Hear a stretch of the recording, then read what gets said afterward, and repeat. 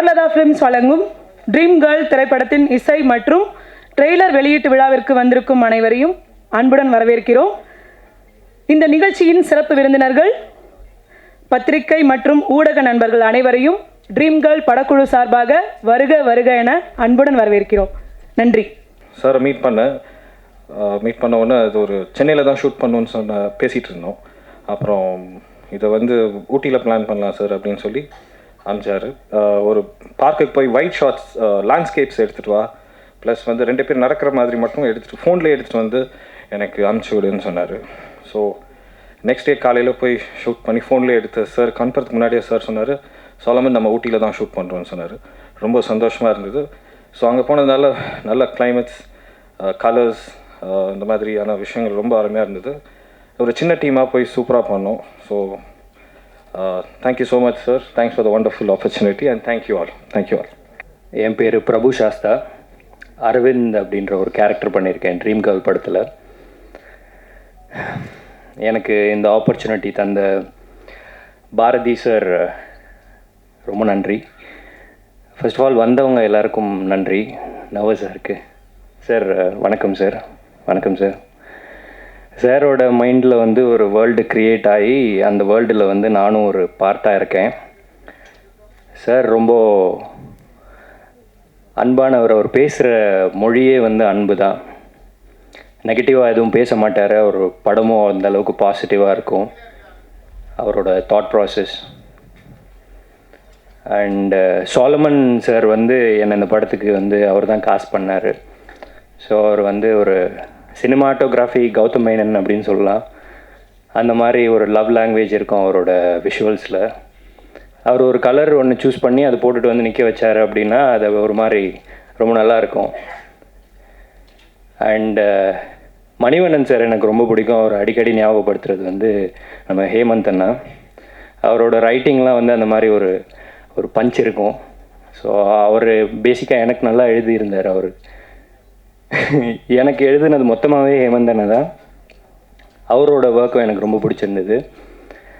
And எங்கள் அப்பா அம்மாவுக்கு நான் ரொம்ப தேங்க் பண்ண விரும்புகிறேன். ஏன்னா எங்கள் அப்பா மெயினாக இப்போது +2 எக்ஸாம்லலாம் நான் பயத்தோடு இருப்பேன். அப்போ எல்லாம் கேட்பாங்க ஏன் பயப்படுறேன்ட்டு. அப்பா சொல்லுவார், சப்போஸ் ஸ்டேட் ஃபர்ஸ்ட் வாங்கிட்டான் அப்படின்னா மைக்கில் எப்படி பேசுகிறதுன்னு தெரியாமல் யோசிச்சுட்ருக்கான் போல் பையன் அப்படின்னுவார். அந்தளவுக்கு ஒரு கான்ஃபிடென்ட்டு. ஆனால் 350 தான் வாங்கினேன். ஆனால் அதையும் அப்ரிஷியேட் பண்ணார். அண்ட் அம்மாவுக்கும் தேங்க் பண்ணிக்கிறேன். ட்ரீம் கேர்ள் படம் ஒரு ரொம்ப பெரிய ஒரு ட்ரீம் எங்களுக்கு. ஸோ இது சக்ஸஸ் ஆகணும்னு நினைக்கிற எல்லாருக்கும் ரொம்ப நன்றி. வந்தவங்க எல்லாருக்கும் ரொம்ப நன்றி. இந்த வாய்ப்பு தந்த எல்லாருக்கும் ரொம்ப நன்றி. Thank you so much. கனவுகளை திரையில் காட்டின திரு பி.சி. ஸ்ரீராம் அவர்கள் இங்கே மேடையில் அமர்ந்திருக்காரு. அவரோட இந்த மேடையில் அமர்றது நான் ரொம்ப பெருமையாக நினைக்கிறேன். எம்ஆர் பாரதி அண்ணன்கிட்ட நான் ஒரு அசிஸ்டன்ட் டைரக்டர் தான் நான் ஜாயின் பண்ணேன் 30 வருஷத்துக்கு முன்னாடி. அவர்கிட்ட சேர்றதுக்கு காரணமே பி.சி. ஸ்ரீராம் சார் தான். ஏன்னா அவருடைய மீரா படத்துடைய கதைவசனகர்த்தாக அவர் அண்ணன் ஒர்க் பண்ணியிருந்தார். என்னை எனக்கு ஒரு தமிழ் மகன் ஒரு நண்பர் இருந்தார், பத்திரிகையாளர். அவர் என்ன சொன்னார்னா, பி.சி. ஸ்ரீராம் படத்துடைய கதாசிரியர் ஒருத்தர் எனக்கு ஃப்ரெண்டு, அவர் அடுத்து படம் பண்ண போகிறாரு, அவர்கிட்ட உங்ககிட்ட உங்களை அசிஸ்டண்டாக சேர்த்து வர்றேன்னு சொல்லி தான் கூட்டு போய் அப்படியே ரொம்ப சந்தோஷமாச்சு. அப்படி தான் அண்ணங்கிட்ட அறிமுகமானேன். அவர் கூட அசிஸ்டண்டாக சேர்ந்தப்போ அப்பயே ஒரு டைரக்டராக இருக்க வேண்டியது. ஆனாலும் என் வாழ்க்கையில் எனக்கு கிடைச்ச ஒரு மிகச்சிறந்த சகோதரர்னா அது எம்ஆர் பாரதி அவர்கள் தான். கடந்த 30 வருடமாக தொடர்ந்து நான் யார் எங்கள் அப்பா அம்மாவை சந்திக்கிறனோ இல்லையோ, இந்த உறவுகளை சந்திக்கிறனோ இல்லையோ, தொடர்ந்து எனக்கு ஒரு சகோதரனாக இந்த நகரத்தில், பெருநகரத்தில் ஒரு நம்பிக்கை ஊட்டக்கூடிய ஒரு நீரூற்று மாதிரி அவர் எம்ஆர் பாரதி அவர்கள் இந்த சென்னை நகரத்தில் இருந்திருக்கிறார். சென்னையில் நான் மட்டுமே இல்லாமல் என்ன மாதிரி நிறைய உதவி இயக்குநர்கள் அவரை தேடி வருவாங்க. நிறைய பேருக்கு ஒரு நம்பிக்கை, அவரை பார்த்தாலே ஒரு பாசிட்டிவ் எனர்ஜி தான் கிடைக்கும். எப்போவுமே அவர் அவரே தொடர்ந்து போராடிட்டு போகிறார். ஆனாலும் அவர் உதவி நான் அசிஸ்டண்டாக சேர்ந்தேன். ஆனால் என்ன அசிஸ்டன்ட் நான் எனக்கு அவர் அசிஸ்டன்ட் மாதிரி தான் பிஹேவ் பண்ணுவார். அந்தளவுக்கு ஒரு சமமான ஒரு இடத்தை கொடுத்து, எங்களுக்கு ஒரு நம்பிக்கையை கொடுத்து, நிறைய கனவுல கொடுத்து, நிறைய அவர்கிட்ட பிடிச்சதே என்னென்னா நிறைய ரசிப்பார். அவரே ஒரு ட்ரீம் பாய் தான். அவர் வந்து ரொம்ப சின்ன சின்ன விஷயங்களை கூட நுணுக்கமாக ரசிக்கக்கூடிய ஒருத்தர். அதுவும் ஒரு நல்ல ஒரு அழகான ஒரு வரியை சொன்னால், நல்ல ஒரு அழகான ஒரு காட்சியை சொன்னால் அவர் ஒரு குழந்தைய மாதிரி ரசிப்பார்.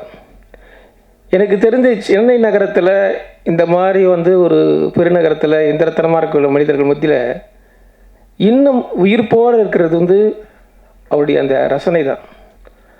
அது எனக்கு ரொம்ப ஆச்சரியமாக இருக்கும். எப்படி அவரும் வாழ்க்கையில் நிறையா போராட்டங்களை சந்திச்சு தான் வந்து நிறைய இதில் தான் இருந்துக்கிறார். ஆனாலும் வந்து அவர்கிட்ட இந்த ஒரு குழந்தை வந்து ஒரு பந்து, ஒரு கலர்ஃபுல்லான ஒரு பந்தை எப்படி பார்த்தா வியப்பாக ரசிக்குமோ, அந்த மாதிரி இன்னும் வாழ்க்கையில் நடக்கக்கூடிய ஒவ்வொரு விஷயங்களையும் அணுவாக ரசிக்கக்கூடிய அந்த இயல்பான அவருடைய அந்த ரசனைமிக்க மனம்தான் வந்து அவரை வந்து இன்னும் உயிர்ப்போட, இன்னும் பல வருஷமும் உயிர்ப்போட வச்சுருக்கோம். இன்னும் அவர் நிறைய படங்கள் இது மாதிரி இயக்குவார் அப்படிங்கிற ஒரு நம்பிக்கையை வந்து கொடுத்துருக்கு.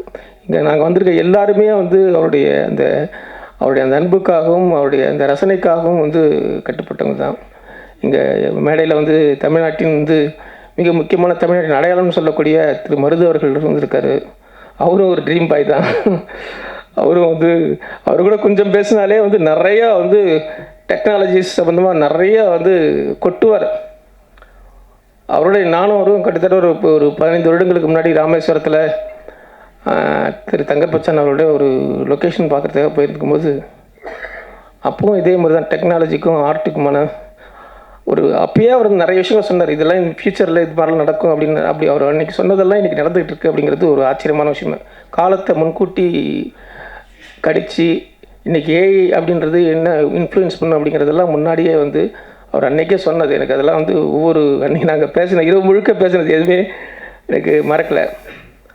ஆனாலும் வந்து இந்த உலகத்தை வந்து 2 விஷயத்தால் அளக்க முடியும். ஒன்று சயின்ஸு, ஒன்று மேத்ஸ். ஆனால் இந்த 2 சயின்ஸும் மேத்ஸாலையும் அளக்க முடியாத ஒரு விஷயம்தான் அது எஸ்தெட்டிக்ஸ் தான். மனிதனுடைய அழகியல் வந்து நுட்பமான அழகியல் எவ்வளோ தான் வந்தாலும் அக்னேஷத்தில் பிசி வச்சிருந்த ஒரு ஷார்ட் மாதிரி அந்த நிரோஷா வந்து ஒரு கடற்கரையில் புரண்டு பிடிக்கிறாங்க முடியல. அது மாதிரி ஏஸ்தெட்டிக்ஸை வந்து ஒரு ஏஐயால் உருவாக்க முடியுமான்றது எனக்கு தெரியாது. அதனால் ஏஸ்தெட்டிக்ஸ்ன்றது வந்து அது இருக்கிற வரைக்கும் உலகம் அழியாது. அது என்ன ஏஐ வந்தாலும் சரி, என்ன டெக்னாலஜி வந்தாலும் அதை கண்டுபிடிக்கிற அந்த ஆற்றல் இருக்குல்ல, அந்த கற்பனா சக்தி இருக்குல்ல, அது மனித சமூகத்தை தொடர்ந்து உயிர்ப்பிச்சுட்டே வரும். அப்படிப்பட்ட அழகியல் உணர்வோடு இருக்கக்கூடிய அப்படிப்பட்ட ரசனைமிக்க மனிதர்கள் அமைந்திருக்கு இந்த மேடையில். இந்த பாடல் ட்ரீம் கேர்ள் படத்துடைய பாடல் விடுறது வந்து ரொம்ப சந்தோஷமாக இருக்குது. இந்த படம் நிச்சயம் ஒரு வெற்றி அடையணும். இந்த படத்தை தயாரிக்க வந்த தயாரிப்பாளர் அவருக்கு என்னுடைய மனமார்ந்த நன்றி. ஏன்னா அண்ணனுடைய ஒரு கனவை வந்து அவர் நிறைவேற்றிருக்காரு. இதில் பணி செய்த அத்தனை பேரும், குறிப்பாக நடிகர்கள் ரொம்ப அழகாக இருக்கீங்க, நடிகர் ரொம்ப ஹீரோயின் ரொம்ப பியூட்டிஃபுல்லாக இருக்கீங்க. உங்கள் எல்லாருக்கும் ஒரு நல்ல ஃப்யூச்சர் இருக்குன்னு நினைக்கிறேன். குறிப்பாக சினிமாட்டோகிராஃபருக்கும் நல்ல ஏஸ்டேட், நல்ல ஃப்ரேமிங்ஸ் பிரமாதமாக இருக்குது, கலர் சென்ஸ் ரொம்ப நல்லா இருக்குது. எல்லாருக்கும் இந்த படம் வந்து ஒரு மிகப்பெரிய ஒரு வாய்ப்பையும் மிகப்பெரிய ஒரு வெற்றியும் தேடித்தரும். கண்டிப்பாக எல்லாருக்கும் இங்கே வந்து அனைவருக்கும் என்னுடைய நன்றி, வணக்கம். என்னோடய நன்றி சொல்லணுன்னா என்னோடய டைரக்டர் சாருக்கு தான் சொல்லணும். அவர் பார்க்குறக்கு ஆக்சுவலாக குழந்த தான், இயல்பாகவே வந்து அவர் குழந்த தான். அந்த செட்லேயே ஆகட்டும், அவர் பேசுகிற விதமாகட்டும், அப்ரோச் பண்ணுற விதமாகட்டும், அப்படியே குழந்தைத்தனமாக இருக்கும். வாய்ப்பு கொடுத்ததுக்கு நன்றி சார். என்னை அழகாக காமிச்ச சாலமன் சார், நன்றி சார். ஃப்ரேம்ஸ் எல்லாம் அவ்வளோ பியூட்டிஃபுல்லாக வச்சு என்னை அவ்வளோ அழகாக காமிச்சதுக்கு ரொம்ப நன்றி சார். இந்த ஈவெண்ட்டோட ஹீரோ இளமாறன் சார், நான் பாட்டு கேட்ட உடனே சொன்னேன் சாலமன் சார் கிட்ட, ஞாபகம் இருக்கா சார்? சார் இது வந்து பிளேலிஸ்ட்டில் கண்டிப்பாக எல்லாத்துக்கும் வரும் அப்படின்னு சொல்லியிருந்தேன். சொன்ன மாதிரியே வந்து எல்லாத்துக்கும் ஒரு ஃபேவரட் சாங்காக அமைஞ்சிருக்கு. எடிட்டர் சார் அகமத் ப்ரோ, நாங்கள் ப்ரிவ்யூ ஷோவில் பார்த்தோம், அவ்வளோ கிறிஸ்பாக எடிட் பண்ணியிருந்தார், நல்லா இருந்துச்சு. Thank you bro, thank you so much. Dialogue writers Hemanth bro, நானும் அவரும் ரொம்ப நிறைய டிஸ்கஸ் பண்ணியிருப்போம் இந்த படத்தில். எனக்கு என்ன சேஞ்சஸ் வேணுனாலும் அவர்கிட்ட தான் கேட்பேன், வித் டைரக்டர் சாரோட அப்ரூவலோட. அந்த ஃப்ரீடம் வந்து டைரக்டர் எனக்கு கொடுத்துருந்தாரு. Hemanth bro, thank you so much. அப்புறம் என் கூட நடித்த கோ ஆர்டிஸ்ட் எல்லாருக்கும் நன்றி. ஹரிஷா, சாஸ்தா, அதுக்கப்புறம் எல்லா இந்து ஆல்ரெடி தெரியும், எல்லாருக்கும் நன்றி. இப்போது என்ன சொல்கிறது, ரொம்ப நர்வஸாக இருக்குது. இது என்னோடய முதல் ஸ்டேஜ் தான். ஆக்சுவலாக ட்ரீம் கேர்ள் அப்படின்ற ஒரு ப்ராஜெக்டில் அறிமுகமாக இருக்கேன் ஹீரோவாக. ஆக்சுவலாக இது வந்து என்னோடய ட்ரீம் ப்ராஜெக்ட் தான். ஏன்னா ஃபஸ்ட் ப்ராஜெக்ட் எல்லாத்துக்கும் ஸ்பெஷல் தான். நான் இந்த மேடையில் நிற்கிறேன் அப்படின்னா அதுக்கு முழுக்க ஒரு காரணமாக இருந்த ஒரே ஒரு பர்சன் என்னோடய லைஃப்பில் என்னோடய அப்பா மட்டும்தான். ஏன்னா அவர் மட்டும்தான் என்னை நம்பினார். இந்த சினிமா அப்படின்னு நான் தேர்ந்தெடுக்கும்போது என்னோடய ஃபேமிலி யாருமே நம்பலை, என்னோடய ஃப்ரெண்ட்ஸ் யாருமே நம்பலை. என்னோடய அப்பா மட்டும்தான் நம்பினார். ஆக்சுவலாக அவர் தான் சொன்னார், நீ போட நான் பார்த்துக்கிறேன் அப்படின்னு சொன்னார்.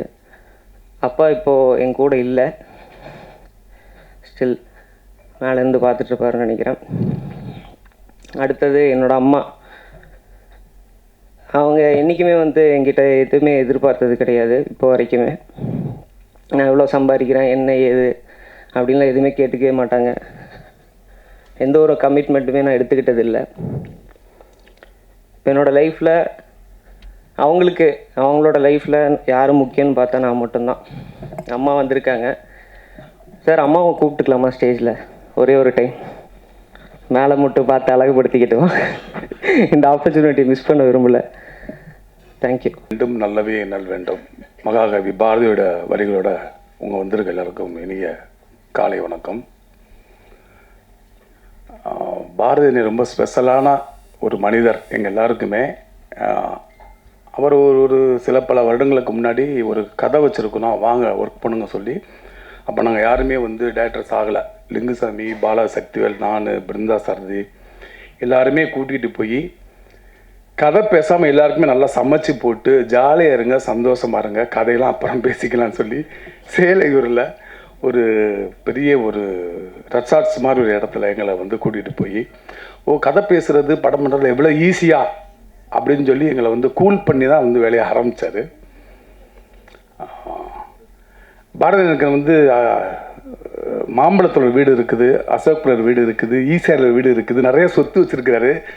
ஆனால் அவர் சம்பாதிச்ச எல்லா சொத்தோட மிகப்பெரிய சொத்து வந்து பிசி சீரன் சார், மருது சார், மேடையில் இருக்க எல்லாருமே தான்.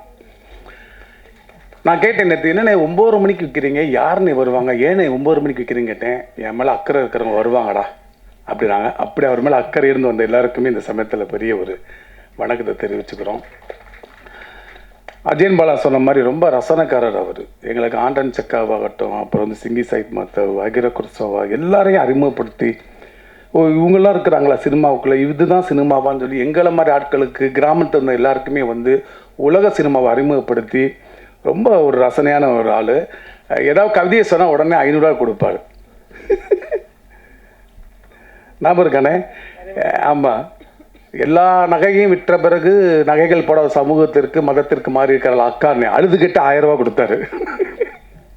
அந்த மாதிரி என்ன சொல்கிறது, ரொம்ப இயல்பாக அவருக்கு வந்து நீ ரொம்ப சினிமாவில் கஷ்டப்பட்டு அப்படியே வறுமையில் இருந்து அப்படி படம் பண்ண அவசியமே கிடையாது. அவங்க எல்லாருக்குமே தெரியுமா தெரியல, சார்ல தான் பதிப்பகம்னு ஒன்று வச்சுருக்காரு அவர். அதில் கிட்டத்தட்ட ஒரு 1000 புத்தகங்கள் இன்ஜினியரிங் காலேஜ் புக்ஸ் வந்து அவர் வெளியிட்டிருக்கிறாரு. அன்னை வந்து கல்லூரிக்கே போகாத ஒருத்தர் கல்லூரியில் படிக்கிற மாணவர்களுக்காக ஒரு 1000 புக்கை வெளியிட்டிருக்க சார்ல தான் பதிப்பகம் கிட்டத்தட்ட பல கோடி ரூபாயில் வந்து டவுன்லோட் பண்ணிகிட்ருக்கு. அதுவே அவருக்கு மிகப்பெரிய வெற்றி. சினிமாலாம் ஜாலியாக இருக்கும்டா, கஷ்டமே படக்கூடாதுடா, நம்ம என்ன வருது சொல்லணும்.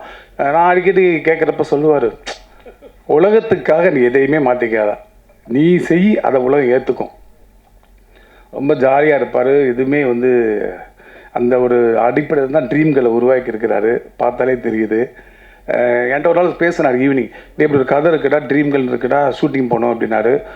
எந்த மாதம் போகிறேன், நாளைக்கு காலையில் போகிறேன்டானாரு.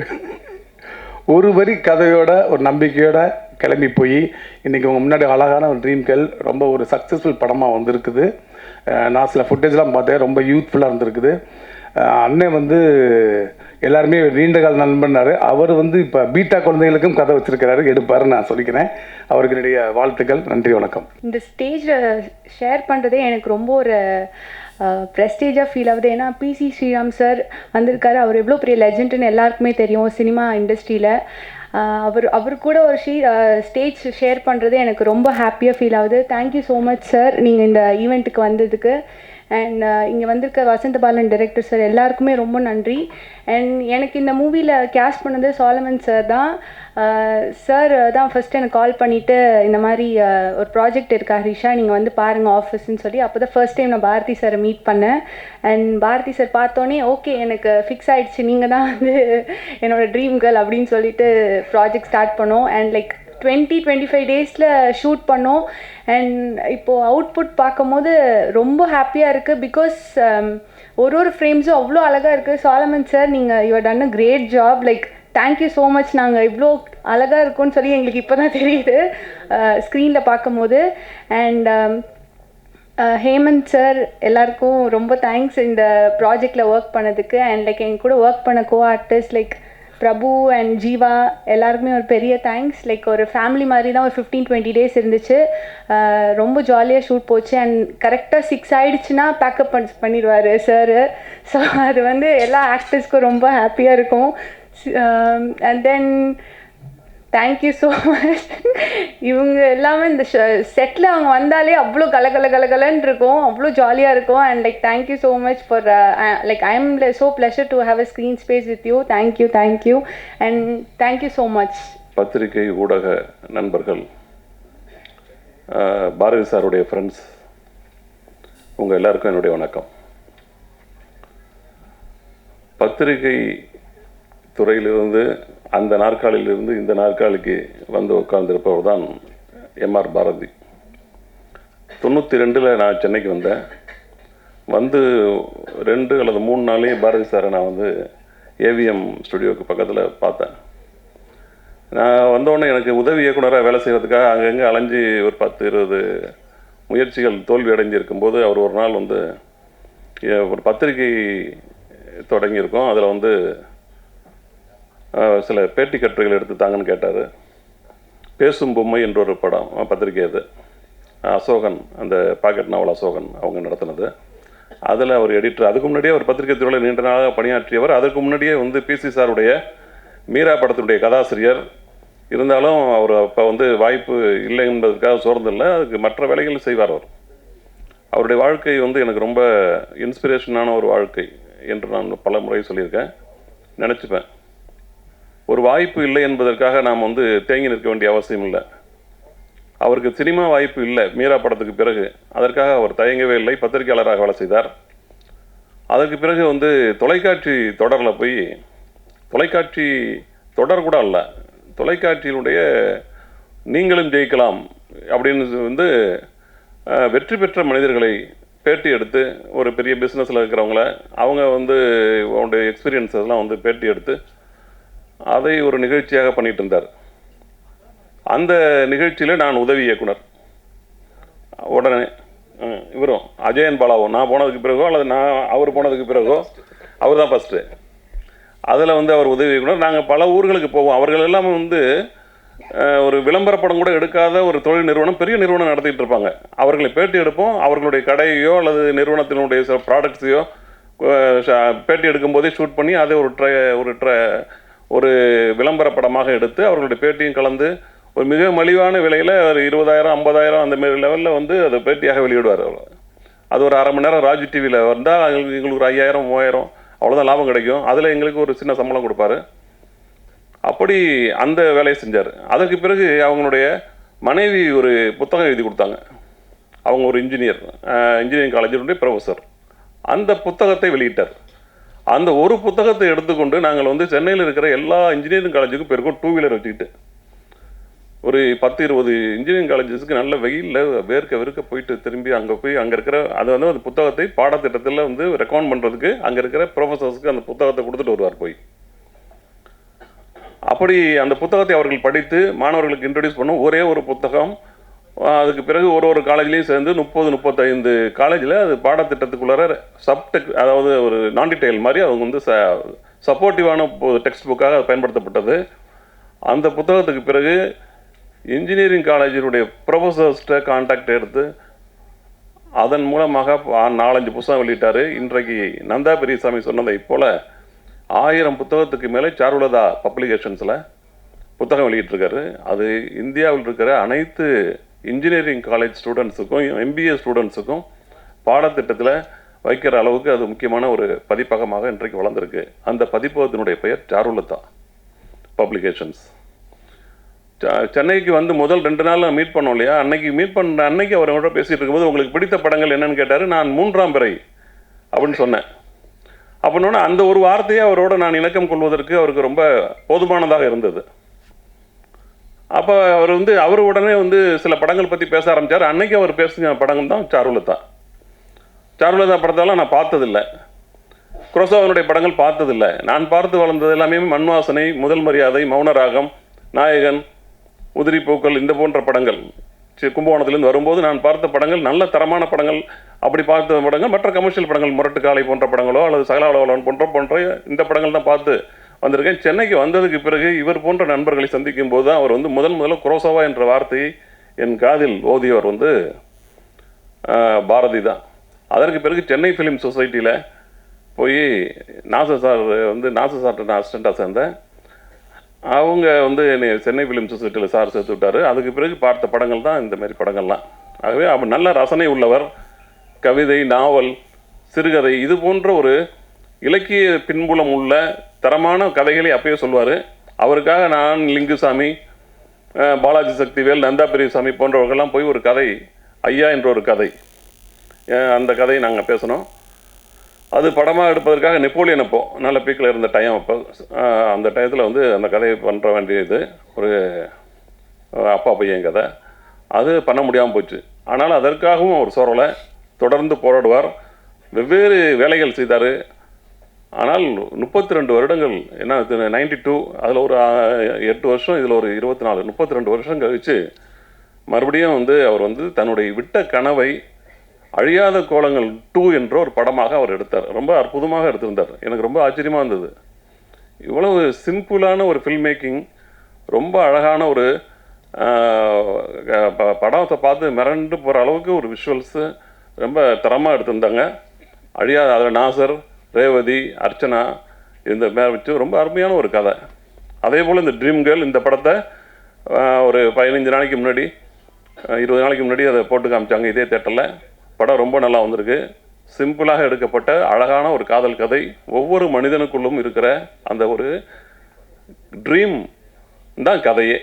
இப்படி ஒரு பொண்ணு நமக்கு கிடைச்சா நல்லா இருக்குமே என்று ஏங்குற மாதிரியான ஒரு கனவு இருக்குது. அந்த கனவு அடையிறதுக்கு கனவே ஒரு எதிரியாக இருக்குது. அது என்ன அப்படிங்கிறது ஒரு சஸ்பென்ஸு. அதை படத்தில் பாருங்கள், ரொம்ப நல்லா வந்திருக்கு. இந்த படத்தில் ட்ரீம் கேர்ளாக டைட்டில் வச்சாச்சு. ஆனால் வர்ற கதாநாயகி அப்படி இருக்கணுமே. ஆனால் அற்புதமான ஒரு கதாநாயகி வந்திருக்காங்க. ட்ரீம் கேர்ள் என்ற அந்த டைட்டிலுக்கு பொருத்தமான ஒரு நல்ல அழகான பேர் என்ன, ஹரிஷா. அருமையாக நடிச்சிருக்காங்க, நல்லாவும் இருக்காங்க, நல்லாவும் வருவாங்க. அவருக்கு என்னுடைய வாழ்த்துக்கள். ட்ரீம் கேர்ளை கனவு காணுகிற ஜீவா, நான் தித்திக்குது என்ற படத்தை ஜீவானுடைய ஆரம்ப படம். அவர் பேர் அமர். அவருக்கு ஜீவான் பேர் மாற்றினதும் நான் ஜீவான் சொன்ன சார்கிட்ட பேர் வைக்கும் போது சௌத்ரி சார்கிட்ட அவனே பேர் வைக்கலாம், அவனுக்கு வேறு ஏதாவது அமர் வேண்டாம், வேறு ஏதாவது பேர் வைக்கணும்னாரு. ஜீவான் வைக்கலான்னு சொன்னேன். அப்போது அவங்க அண்ணன் பேரே ஜீவன், அமருடைய அண்ணன் பேரே. ஜீவா என்ற பெயர் பாப்புலர் ஆச்சு. இவர் ஜீவா ஜீவா 2. இப்போ அவர் ஜீவா இல்லைன்னா 2.0. எனக்கு கொஞ்சம் மாடர்னாக சொல்லணும். அவர் இந்த வில்லனால எதிர் நாயகனாக நடித்திருக்கிறாரு பிரபு. ரொம்ப பிரமாதமாக நடிச்சிருக்காரு. அவருக்கு என்னுடைய வாழ்த்துக்கள். படத்தினுடைய ஒளிப்பதிவாளர் மிகச்சிறப்பாக சாலமன், ரொம்ப வாழ்த்துக்கள். எல்லாமே ரொம்ப தரமாக வந்திருக்கு. இந்த மேடையில் எனக்கு ரொம்ப மகிழ்ச்சியான ஒரு விஷயம் என்னென்றால், என்னை பிசி சாரை கூப்பிட்ட உடனே என்னையை கூப்பிட்டது தான். இந்த சுமையா அவர்கள் மேடையில் பேசிகிட்டு இருக்கும்போது இவங்களை எங்கேயோ பார்த்துருக்கேனேன்னு சொல்லி உடனே சட்டுன்னு ஞாபகம் இல்லை. ஆனால் நான் விரும்பி பார்க்குற ஒரு நிகழ்ச்சி இந்த அரசியல் பெட்டை கலைஞர் டிவியில். ரொம்ப அருமையாக பண்ணுவாங்க. சிரிச்சுக்கிட்டே மிகப்பெரிய அரசியல் பேசிகிட்டு இருப்பாங்க. இவங்களும் அந்த அவர் பேர் என்ன, வரவணை செந்தில்.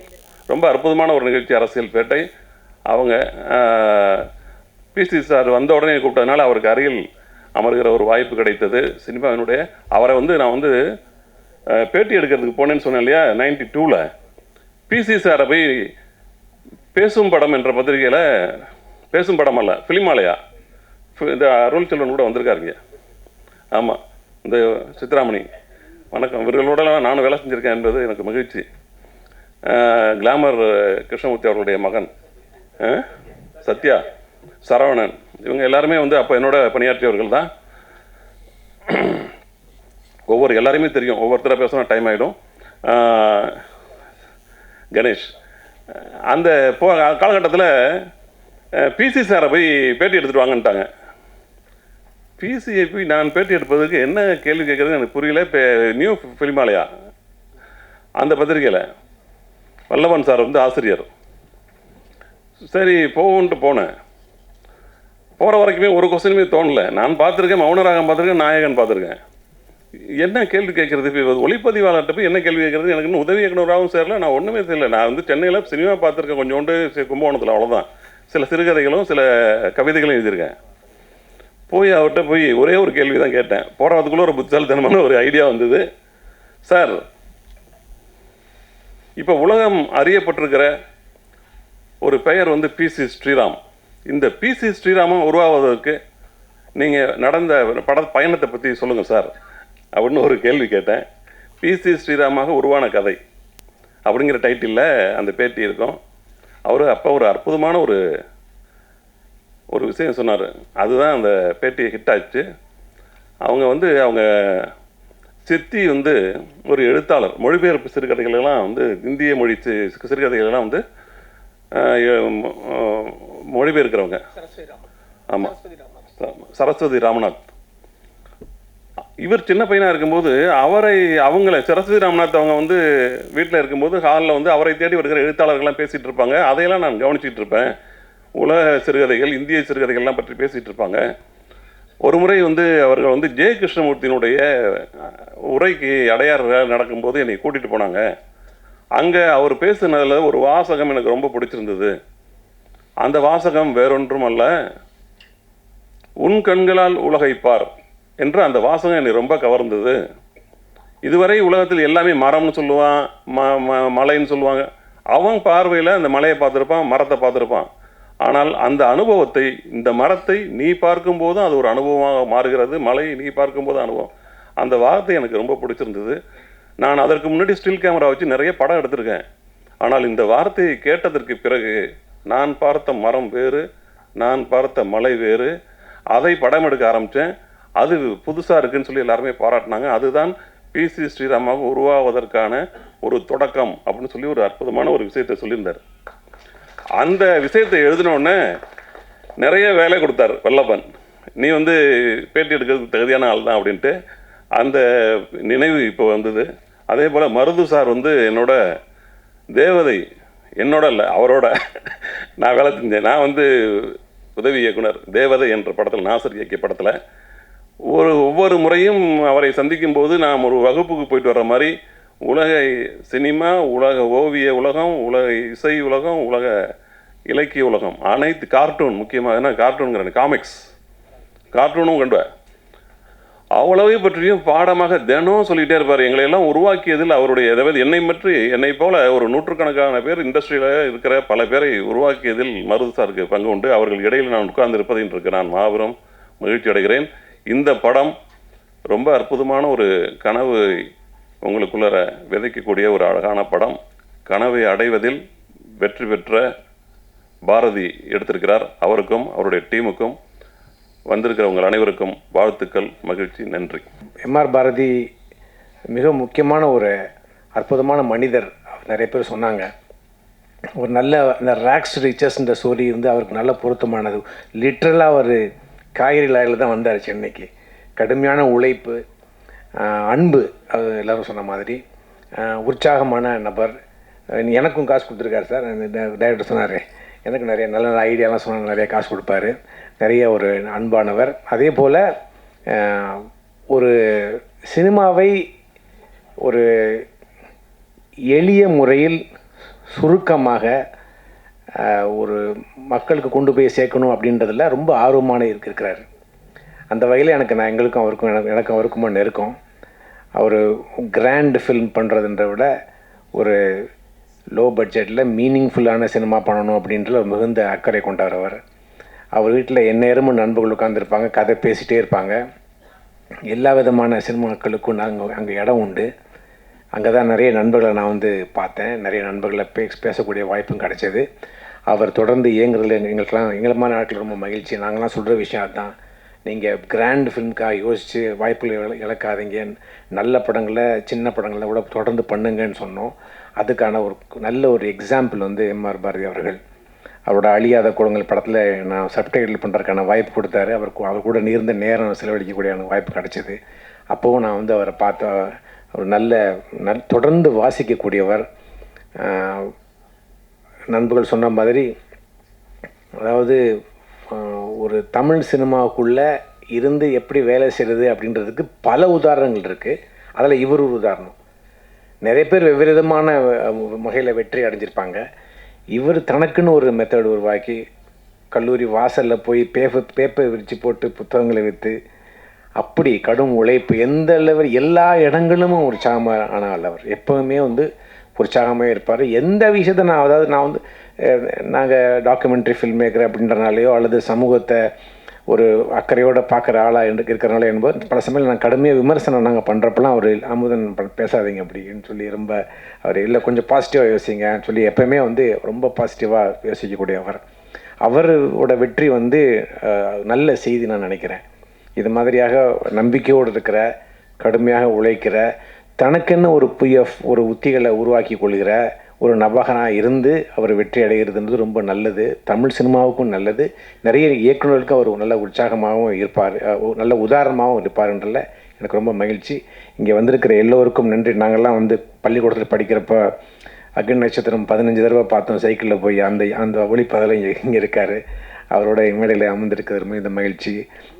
இயக்குனர் வசந்த பாலன் மற்ற எல்லா இயக்குநர்களும் இங்கே இருக்காங்க. எல்லாருக்கும் ரொம்ப அவங்கள பார்க்குற ரொம்ப மகிழ்ச்சியாக இருக்குது. ரொம்ப பெருமையாகவும் இருக்குது இந்த மேடையில் உட்காந்துருக்கிறதுக்கு. இந்த மேடையில் உட்காந்து பேசுகிறதுக்கு வாய்ப்பு கொடுத்த இயக்குநருக்கு நன்றி. தொடர்ந்து நீங்கள் படம் பண்ணணும், தொடர்ந்து இது மாதிரியான முயற்சிகள் நிறைய செய்யணும், தொடர்ந்து நிறைய ஆட்களுக்கு வாய்ப்பு கொடுக்கணும்னு சொல்லி வாழ்த்துக்கிறேன். ரொம்ப நன்றி. அனைவருக்கும் வணக்கம். எனக்கு பாரதி ஒரு ஆல்மோஸ்ட் 40 to 40 அவன் சென்னைக்கு வந்தது காலத்துலேருந்து தெரியும் பாரதியை. எல்லாவற்றையும் விட அதே காலகட்டத்தில் இருந்து அறிமுகமான நண்பர்கள் எல்லோரும் இந்த இந்த இந்த நிகழ்ச்சியில் விழாவில் இருக்கிறாங்க. அதுதான் எனக்கு பெரிய சந்தோஷம். மற்றபடி பாரதிக்கும் பாரதியோடு சேர்ந்து இயங்கி இருக்கிற இந்த குழுவுக்கும் என்னுடைய நல்வாழ்த்தை சொல்லிக் கொள்கிறேன். உங்கள் சார்பாகவும் என்னுடைய சார்பாகவும் நல்வாழ்த்தை சொல்லிக் கொள்கிறேன். நன்றி, வணக்கம். எப்படியோ மேடையில் மீரா அப்படிங்கிற படத்துலேருந்து இந்த மேடையில் பேச்சு ஸ்டார்ட் ஆச்சு. அந்த மீரா படத்தில் நான் ஒரு உதவி எடிட்டராக நான் வேலை பார்த்த காலத்தில் பிசி சார் லெலின் விடிவிஜன் சார்கிட்ட வந்துட்டு போயிட்டுருப்பாங்க. அந்த விஷுவல்ஸை, அந்த ரஷ்ஷை முன்ன பின்ன நான் பார்த்துக்கிட்டே இருந்திருக்கிறேன். அப்படி ஒரு மேதை. ஆக்சுவலாக எப்படி இசைஞானி அவர்களை நம்ம கொண்டாடுறோமோ அதுக்கு எந்த விதத்திலும் குறைவில்லாத இந்தியாவின் ஒரு மகத்தான ஒளிப்பதிவு மேதைனா பிசி சாரை சொல்லலாம். பிசி சார் படங்கள் பார்த்த பிறகு தான் வீடு இவ்வளோ அழகா அப்படின்னு மௌன ராகத்தில் தெரிஞ்சு. அதுக்கு முன்னாடி வரைக்கும் வீடு அழகுன்னு தெரிஞ்சதில்லை. வீடு அவ்வளோ அழகா, ஒரு காட்டன் புடவை அவ்வளோ அழகா அப்படின்னு தெரிஞ்ச படம் மௌன ராகம். நான் கமலா தேட்டரில் திருடா படம் பார்த்துட்டு இருந்தேன். அதில் தீ தீ தித்திக்கும் தீ அப்படின்னு ஒரு பாட்டு. நம்ம ஊரில் இருக்கிற மியூசியம் இவ்வளோ அழகா அப்படின்னு அந்த பாட்டு வர்றப்போ ஒரு கட்டத்தில் அந்த லைட்லாம் ஆஃப் ஆகி திருப்பி ஆன் ஆகும். மொத்த தேட்டரும் கமலா தேட்டரில் கைதட்டி குமிச்சிச்சு. ஒரு வசனத்துக்கு கிடைக்காத கைதட்டு, ஒரு நடிப்பு, எல்லாத்தையும் தாண்டி ஒரு ஒளிப்பதிவுக்கு ஒரு மொத்த திரையரங்கமும் கைதட்டி மகிழ்ந்துச்சுன்னா, வெறும் ஒரு லைட்டில் ஒருத்தன் கவிதை சொல்கிறான், ஒரு மேஜிக் பண்ணுறாருன்னா அந்த பாட்டை நான் திருப்பி அடுத்த நாள் மறுபடியும் திருடா பார்க்குறேன். அதே இடத்துல கைதட்டு விழுது. ஸோ ஒரு ஒளிப்பதிவுக்கு ஒரு கைதட்டை ஒருத்தர் வாங்கி தந்துட முடியும்னா அதுக்கு பிறகு கூர்மையாக ஒரு படங்களை பார்க்க ஆரம்பித்தா, அப்போ நாயகனில் பார்த்தா மெதுவாக நாயகன் வளர வளர வளர வளர ஆஃப் லைட்டில் இருக்க நாயகன் அப்படியே கொஞ்சம் கொஞ்சம் கொஞ்சம் கொஞ்சம் கொஞ்சமாக அவர் மரணமாகிறப்ப ஒரு பிரைட் லைட்டில் இறந்து போவார். ஒரு கதாசிரியர் கதை சொல்லிகிட்டு இருக்க மாதிரி ஒளியில் ஒரு கதையை கொஞ்சம் கொஞ்சமாக சொல்லிகிட்டு இருக்க ஒரு மேதையாக நான் வந்து பிசி சார் அவர்களை பார்க்குறேன். அவருடைய டைரக்ஷனில் வந்து குருதி புனல் ஆகட்டும், அக்னி நட்சத்திரம் ஆகட்டும். எனக்கு அக்னி நட்சத்திரத்தினுடைய ஃபோட்டோகிராஃபிலாம் பயங்கர வியப்பாக இருக்கும். எப்பட்றா இது அப்படின்னு மணிசார்ட்ட ஒரு தடவை கேட்டப்ப, கார்ட்டூன் படங்கள்லாம் பார்க்குற ஒரு மேஜிக்கை பண்ணணும் அப்படின்னு நானும் பிசியும் பேசிக்கிட்டு இருந்தோம் அப்படின்ட்டு. சொல்லலாம் என்ன வேணால் இப்படி பண்ணலாம் அப்படி பண்ணலான்னு. ஆனால் அந்த மேஜிக்கை வந்து ராஜா அந்த சாங்கில் வந்து அப்படி இதுக்கு முன்னாடி சென்னையினுடைய எக்மோர் ரயில்வே ஸ்டேஷனை நம்ம பார்த்துருப்போமான்னு தெரியாது. அவ்வளோ அற்புதமாக வீட்டில் இருக்க வெங்கல தட்டு கூட வெங்கல பானை கூட மின்ற ஒரு அழகை வந்து திரையில் காமிச்சவர். அப்போ 35mm வெறும் ப்ராசஸிங், வெறும் ஃபிலிம், வெறும் லேபு, இன்றைக்கி இருக்கிற டிஐ கிடையாது, எதுவும் கிடையாது. அதை வச்சுக்கிட்டு ஒரு பெரிய மேஜிக்கை பண்ண ஒரு மகத்தான ஒரு ஒளிப்பதிவு மேதையாக நினைக்கிறேன். தமிழ் சினிமா கொண்டாட வேண்டிய ஒரு மேதை. அவர்கிட்ட வர்ற அசிஸ்டன்ஸுக்கு எப்பா நான் பண்ணல அந்த படம் நீ பண்ணிக்கோ அப்படின்னு மொத்த இந்தியாவினுடைய மகத்தான ஒளிப்பதிவாளர்கள் யார்கிட்டருந்து வந்திருக்கிறாங்கன்னா பிசி ஸ்ரீராம்ங்கிற ஒரு மாபெரும் மேதைட்டேருந்து வந்திருக்கிறாரு. இன்னும் இன்னும் இன்னும் இன்னும் தமிழ் சினிமா அவரை கொண்டாட வேண்டிய, மிக பெரிதாக கொண்டாட வேண்டிய ஒரு காலகட்டத்தில் இருக்கிறோம். நான் எப்பயுமே மேடை அவரோட ஷேர் பண்ணதில்லை. இந்த நேரத்தில் மேடையை நான் அவரோட ஷேர் பண்ணுறதை நினைக்கிறப்ப எனக்கு ரொம்ப மகிழ்ச்சியாக இருக்குது. ஒரு மாபெரும் மேதையின் கரங்களில் தமிழ் சினிமா இன்னமும் மகிழ்ச்சியோடு அந்த விஷுவல்ஸ் அலைபாயுது ஆகட்டும், ஓகே கண்மணி ஆகட்டும், அவர் சீனிக்கம் பண்ணுறப்ப இருந்ததாகட்டும், தேவர் மகனில் கமல் சாரும் அப்படி சிவாஜி சாரும் இருக்கிறப்ப அப்படி பார்த்தா அப்படியே ஒரு பொயட்டிக் பெயிண்டிங் மாதிரி வரைகிறதாகட்டும் அப்படின்னு பிசி சார் இருக்கிற மேடையில் இருப்பதை நினைத்து மிகவும் மகிழ்கிறேன், வணங்குகிறேன். திரையுலகம் அவருக்கு ஒரு மாபெரும் பாராட்டு விழாவை, சரியாக அவர் ஒளிப்பதிவை கொண்டு சேர்க்க வேண்டிய அடுத்த தலைமுறைக்கு செய்கிற வேலை. ஏன்னா இன்றைக்கி வந்து மொபைலில் யார் வேணால் ஃபோட்டோ எடுக்கலாம், யார் வேணால் என்ன செய்யலாம் அப்படின்னு மாறின ஒரு காலத்தில் 80களிலிருந்து அந்த மேஜிக்கை செஞ்சு கொண்டு இருக்கிற ஒருவரை நாம் கொண்டாட வேண்டிய காலத்தில் இருக்கிறோம். விரைவில் அப்படி ஒரு கொண்டாட்டத்திற்கு தமிழ் திரையுலகம் தயாராக வேண்டும் என்கிற ஒரு அன்பு வேண்டுகோளை இந்த மேடையில் நான் வைக்க விரும்புகிறேன். அடுத்து வந்து பல விஷுவல் கம்யூனிகேஷன் காலேஜுக்கு போவேன். அங்கே இருக்கிற முதல்வர்கள்லாம் பார்த்தாங்கன்னா அவங்களுக்கு திரைப்படம் சம்மந்தமாகவோ கலை சம்மந்தமாகவோ லிட்ரேச்சர் சம்மந்தமாகவோ எந்த விருப்பமும் இருக்காது. சார் மாதத்துக்கு யாராவது ஒரு விஐபியை கூப்பிட்டு ஒரு மீட்டிங் வைக்கணும் சார் அப்படின்பாங்க. இப்படி தான் எம்ஜிஆர் திரைப்படக் கல்லூரி இருந்த ஒரு காலகட்டத்தில் கலை மீதும் ஓவியம் மீதும் நவீனம் மீதும் மிகப்பெரிய காதல் கொண்ட மருது சார் வந்து திரைப்படக் கல்லூரிக்கு நுழைந்தது என்பது மாபெரும் சாதனை. அங்கே புல் வெட்ட கூட ஆள் இல்லை. இப்போ தான் நான் வெளியே கேட்டேன், 10 கோடி ரூபா அவர் வந்த பிறகு எம்ஜிஆர் மெடிக்கல் காலேஜ் திரைப்படக் கல்லூரிக்கு சாங்ஷன் ஆகிருக்கு அப்படின்னு தகவல் சொன்னார். ரொம்ப மகிழ்ச்சியாக இருந்துச்சு. ஆனால் அங்கேருந்து வந்த திரைப்படக் கல்லூரியில் தான் புலன் விசாரணையிலிருந்து ஊமை வெளிகளிலிருந்து தமிழ் சினிமாவை மலர்ச்சி ஏற்படுத்துகிற அந்த உலகம் வந்துச்சு. அது அப்படியே மண்டி போய் கிடந்துச்சு. அப்படியே புதர் மண்டி போய் கிடந்த ஒரு இடத்துல போய் ஒளி மாதிரி இருக்கிற மருது சார் அங்கே போய் அப்படியே உட்கார்ந்துருக்கிறத பார்க்குறப்ப ரொம்ப சந்தோஷமாக இருக்குது. ஒரு திரைத்துறைக்கான, திரை மாணவர்களுக்கான ஒரு ஒளிமயமான ஒரு காலம் அந்த எம்ஜிஆர் ஃபிலிம் இன்ஸ்டியூட்டுக்கு வந்திருக்கு அப்படின்னு நான் ரொம்ப ஆழமாக நம்புகிறேன். பர்சனலாகவும் என்னோடய எல்லா படங்கள் சம்மந்தமாகவும் அவர் எப்போவுமே பேசிகிட்டே இருப்பார். எனக்கு அங்காடி திருப்படத்தினுடைய லோகோ வரைஞ்சி கொடுக்கணும், எளிமையான படம் அப்படின்னு கேட்டேன். அந்த அங்காடி திரு டைட்டிலினுடைய லோகோவை ஜஸ்ட் 2 செகண்ட்ஸில் என் கையில் வரைஞ்சி வச்சுக்கோ பாலன் அப்படின்னு சொல்கிற அளவுக்கு எனக்கும் அவருக்குமான உறவு இருக்கிறது. ஸோ அவரையும் இந்த மேடையில் நான் ஷேர் பண்ணுறதை நினச்சி மிக மகிழ்வோடு இருக்கிறேன். ரொம்ப ஆரோக்கியமான கலையின் உச்சகட்டமான 2 மேதைகள் இருக்கிற ஒரு மேடை அப்படின்னு நான் நினைக்கிறேன். ஸோ இவர்களை எல்லாம் இந்த மேடைக்கு அழைத்து வந்த எம்ஆர் பாரதி அவர்கள் பிருந்தாசாரதி மூலியமாக தான் எனக்கு ரொம்ப காலத்துக்கு முன்னாடி தெரியும். ஸோ அந்த விஷுவல்ஸ் எல்லாமே பார்க்குறப்ப ஒரு இளமை ததும்பும் ஒரு படமாக இருக்கிறது. ஸோ இந்த டீமுக்கு மனமார்ந்த வாழ்த்துக்கள், நன்றி. இன்றைய விழாநாயகன் பாரதியை என் இதயபூர்வமாக நான் வாழ்த்துகிறேன். ஏன்னா பாரதி எனக்கு நீண்ட நாள் நண்பன்.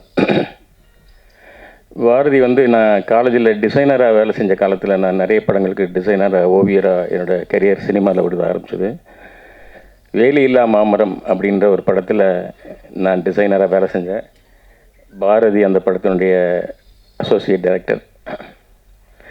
அது ஏறக்குறைய என்னுடைய கல்லூரி நாட்கள், காலேஜில் படிக்கும்போதே ஒர்க் பண்ணிகிட்டு இருந்தேன். அந்த ஃபிலிம்ஸ் எல்லாம் 3 வரை, அந்த 7 நாட்கள், டார்லிங் டார்லிங் டார்லிங், வேலி இல்லா மாமரம், இந்த மாதிரி. ஸோ எங்களுடைய நட்பு அதிலிருந்து தொடர்ந்தது. பாரதியோட அஸ்திவாரம், இன்னைக்கு சினிமாவுடைய அஸ்திவாரம்னாலே எழுத்து தான். அந்த அஸ்திவாரத்தை பிடித்து கொண்டு தான் இந்த பாரதி இன்று இந்த ட்ரீம் கேர்ள் வரைக்கும் நடந்து வந்திருக்கார். எனக்கு ரொம்ப பிடிச்ச விஷயம் என்னென்னா, பாரதி வீட்டில் எப்போதும் புத்தகம் இருக்கும். நான் அந்த காலத்துலேயே நான் பாரதி வீட்டுக்கு அடிக்கடி போவேன். பாரதியோட அம்மா நல்லா மீன் குழம்பு வச்சு கொடுப்பாங்க. நிறைய ரஷ்யன் நாவல்ஸ் நாங்கள் திருப்பி பாரதி வீட்டில் பல முறை படிச்சிருக்கேன். என்னோடய புத்தக அறிவுங்கிறது ஆரம்பித்த காலங்கிறது வித் பாரதியோடு தான். அதில் பாரதி எனக்கு மட்டும் இல்லை, பல பேருக்கு இந்த புத்தக அறிவை கொடுத்துருக்கார். சினிமாவில் அறிவு எழுத்துங்கிறது ரொம்ப அத்தியாவசியம். அது இன்னைக்கு ரொம்ப இல்லாதனால தான் தமிழ் சினிமா ரொம்ப சீர்கெட்டு போயிருக்கு. இன்றைக்கி புத்தகங்கள் யாரும் படிக்கிறது இல்லை. ஆனால் புத்தகத்தையும் எழுத்தையுமே தன்னுடைய ஆயுதமாக வச்சு இன்றைக்கி மிகப்பெரிய வெற்றியை அடைய போகிற இந்த பாரதிக்கு என்னுடைய வாழ்த்துக்கள். ஏன்னா இது வந்து ட்ரீம் கேர்ள்ன்றது என்னோட படத்து டைட்டில் மாதிரி இருக்குது. எனக்கு கொஞ்சம் பொறாமையாக தான் இருக்குது. முன்னாடியே சொல்லியிருந்தேன், நானே கூட வாங்கிட்டேன். ரொம்ப அற்புதமான டைட்டில். நான் படம் பார்த்தேன், ரொம்ப பொய்ட்டிக்காக, ரொம்ப அழகாக, இளமையாக பண்ணியிருக்கார் பாரதி. இந்த படம் வெற்றியடைய அவர் தொழில் எல்லாருக்கும், கலைஞர்கள், அவர் ஒர்க் பண்ண நடிகர்கள், டெக்னீஷியன்ஸ் எல்லாருக்கும் என்னுடைய வாழ்த்துக்கள். வெற்றி விழாவில் மீண்டும் சந்திப்போம். நன்றி, வணக்கம். ஆக்சுவலாக நான் சினிமாவுக்கு ஃபஸ்ட் அசிஸ்டன்ட் வந்து ட்ரை பண்ணுறப்ப எல்லாமே எனக்கு நல்ல கம்பெனியே கிடைக்கல.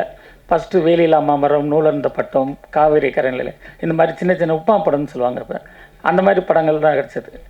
எனக்கு அசிஸ்டன்ட் வாய்ப்பு சரியாகவே கிடைக்கல. ஒரே ஒரு படம் நெஞ்சமலாம் நீயன், அதில் தான் மோகன், ராதா, பூர்ணிமாச்சாரம் நடிச்ச படம். அந்த ஒரு படம் தான் அசிஸ்டன்ட் ஒழுங்கான படம் வாய்ப்பு கிடைச்சது. அப்போ கூட கஷ்டம். நான் சென்னையில் வந்து தனியாக வந்து சாப்பாட்டுக்கு தங்குற இடத்துக்கெல்லாம் கஷ்டப்பட்டுட்டு இருந்தேன். அது ரொம்ப கஷ்டமாக இருக்குது. சரி என்ன பண்ணலாம் அப்படின்ட்டு அப்புறம் பத்திரிக்கையில் போய் சேர்ந்தேன். அதுக்கு பாவைச்சந்திரன் ஒரு முக்கியமான காரணம். அப்புறம் பத்திரிக்கையில் சேர்ந்தோன்னா எனக்கு கொஞ்சம் கம்ஃபர்டபுளாக, சென்னை வாழ்க்கையே எனக்கு ஓரளவு வசதியாச்சு. அந்த பத்திரிக்கை துறையில் ஒரு 4-5 வருஷம் இருந்தேன். அப்போ இருக்கிறப்ப சினிமா ஆர்வம் இல்லை. அப்போ ஃபிலிம் இண்டஸ்ட்ரியிலேருந்து படம் பார்க்குறது, உலக சினிமா பார்க்குறது, நிறைய புத்தகங்கள் படிக்கிறது, சினிமா பற்றியே சிந்திச்சுட்டு இருப்பேன். ஆனால் பத்திரிக்கை எழுதிட்டு இருந்தேன். அப்போ தான் எனக்கு முதல் சினிமாவில் அங்கீகாரம் கொடுத்தது வந்து பிசி ஸ்ரீராம். அவர் தான் எனக்கு அவரோட டைரக்ஷனில் மீரா படத்துக்கு கதை வசனம் கொடுத்தாரு. அது எனக்கு ஒரு நல்ல இதாக இருந்தது. அதுக்கப்புறம் தான் திருமணம் ஆச்சு. திரும்ப ஒரு படம் முயற்சியில் கொஞ்சம் தோல்வி. படம் ஐயான்னு ஒரு கதை ஸ்கிரிப்ட் எழுதி சரியாக வரல. அப்புறம் சரி என்னடா சும்மா இருக்கிறது அப்படின்னு சொல்லிட்டு, ஏன்னா நான் சினிமா ரொம்ப நேசிப்பேன். அதே நேரத்தில் சினிமாவுக்காக நான் வந்து கஷ்டப்பட மாட்டேன்.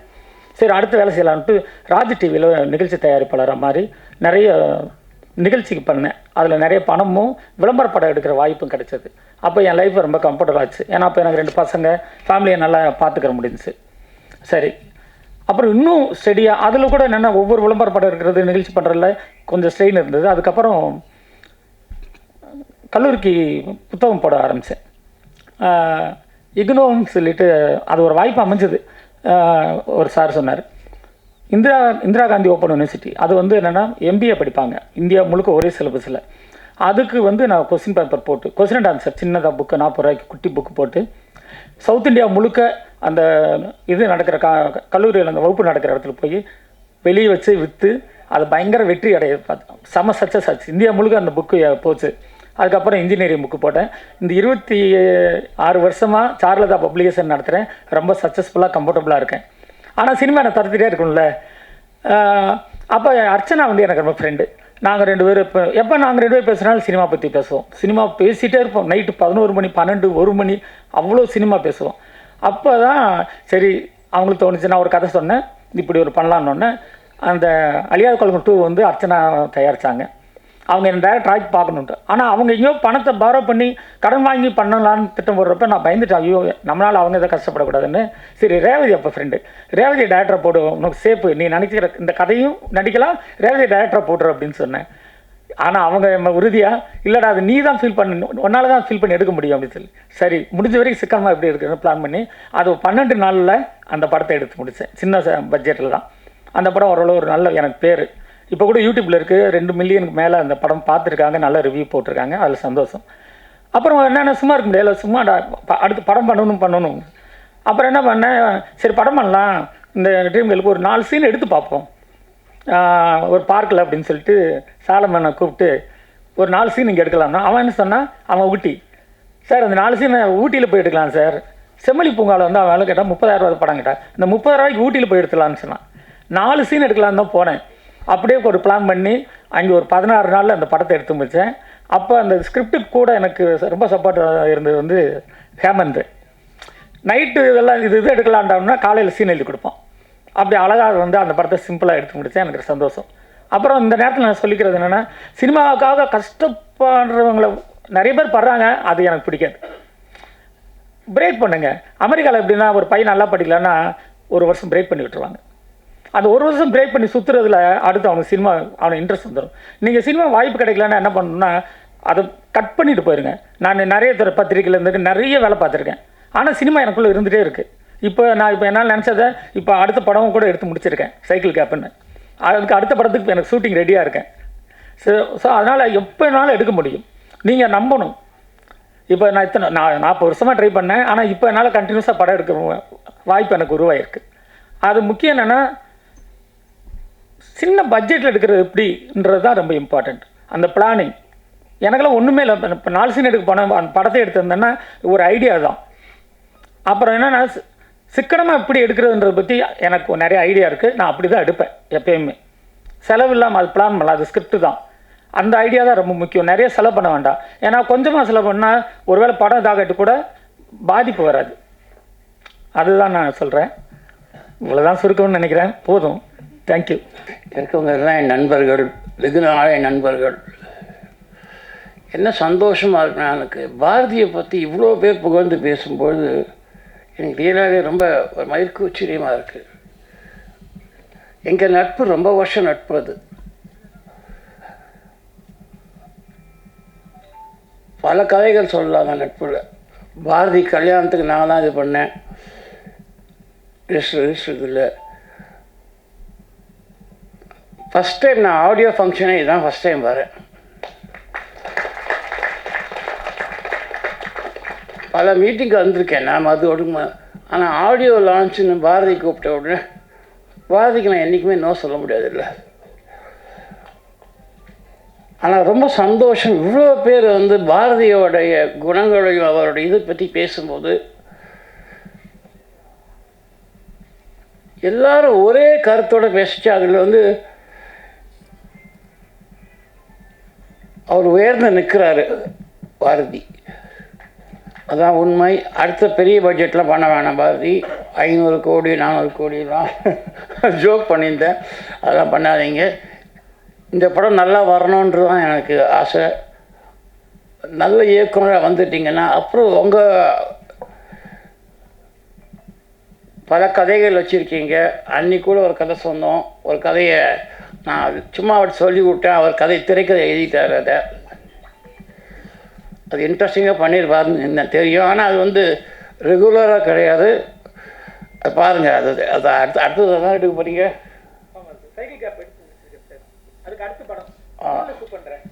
Okay okay okay. ரொம்ப அவர் தான் திரைக்கதை எழுதியிருக்கார். ரொம்ப இன்ட்ரெஸ்டிங்காக இருக்கும். பாரதி என் வாழ்த்துக்கள் வாழ்த்துக்கள் வாழ்த்துக்கள். ஓகே.